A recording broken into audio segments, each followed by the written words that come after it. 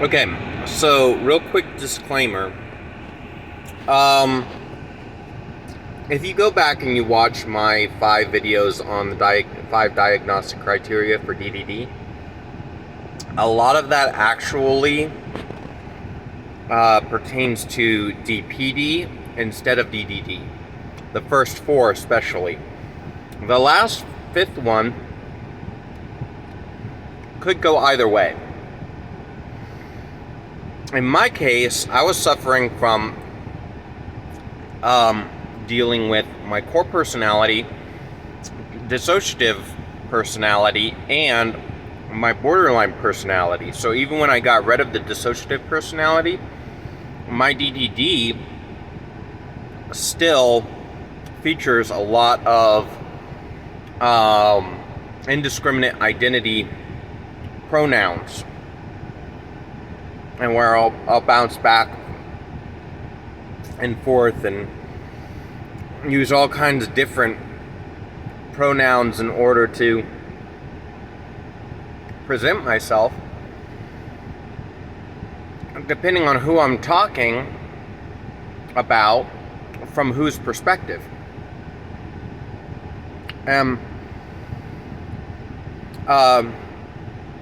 So it can definitely exist in DDD, but at the same time, if you didn't have borderline personality disorder, as pronounced as mine, or something similar, you may not actually have to deal with anything more than your dissociative personality.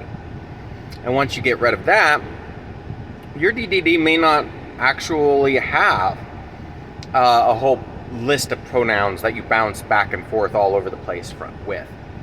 Now, when you have DPD, will you have that trouble with indiscriminate use? I did. I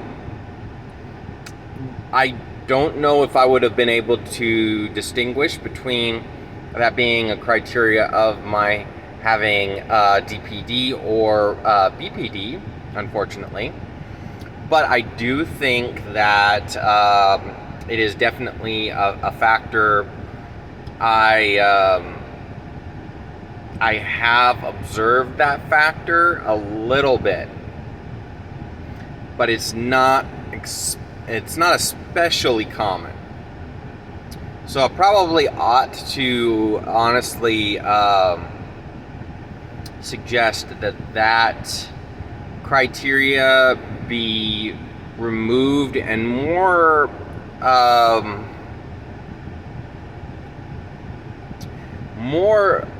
addressed as a topic of consideration.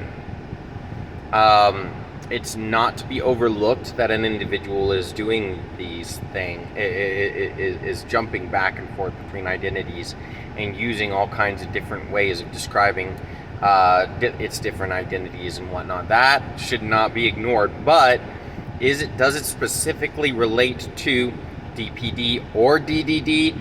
I'm not really sure that it does anymore. So that gets you up to date as far as that. And also one of the criteria, the first criteria, kind of insinuates that there are multiple personalities in DPD, and my last video kind of insinuates that there aren't, and I kind of wanted to clear that up a little bit. And basically what that amounts to is your dissociative identity is trying to assert itself. In order to assert itself as much as possible, it is having to continuously dissociate. But the thing is that it's missing core ingredients that are essential to fitting into society enough that it reduces the harm done to itself and that core personality that it's supposed to be protecting. So, and a really good way of explaining this is the old Chinese saying, a nail that stands out gets hit. And so the dissociative identity starts looking at aspects from other people that it can find in the core personality and trying to incorporate those aspects into its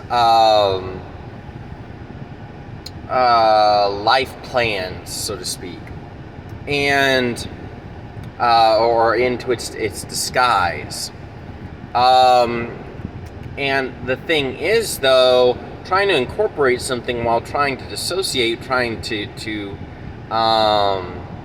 keep a distance between that thing you're incorporating in yourself is kind of complicated. And in many ways, this could be compared to moving to a new town or a new city. You're moving into a community in order to try to make that community fulfill aspects, desires you're looking for in your own life, but you keep yourself separated from them. You don't actually make the neighbors a part of your life.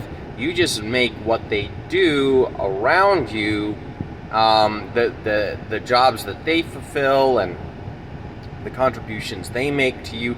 You make those a part of your life, but you don't actually try to make them a part of your life. In fact, you may even look at them like they're just awful people, because all people are awful, and just write them off and stay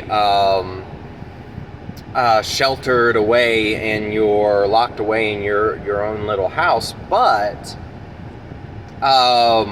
they're still there. You put yourself in the position where they would be there. You chose where to put yourself so that they specifically would be there in order to have a superfluous role in your life.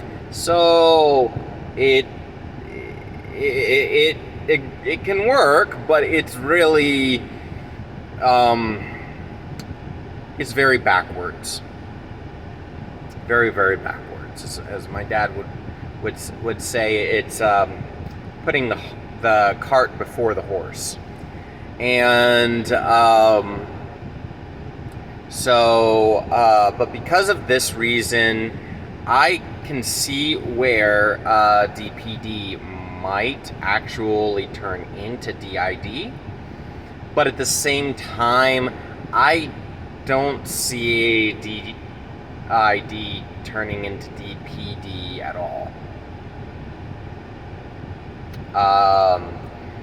Just because there's no fight for dominance in DPD.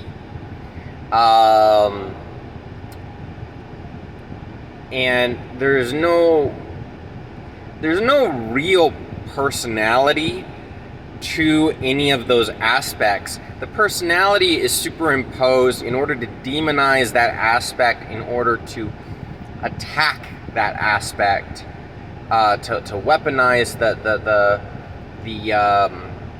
dissociative personality against that aspect, so that it can keep itself separate from that aspect while incorporating the effects of that aspect. I mean, it's really messed up, but that's why it exists the way that it does, and that in DPD.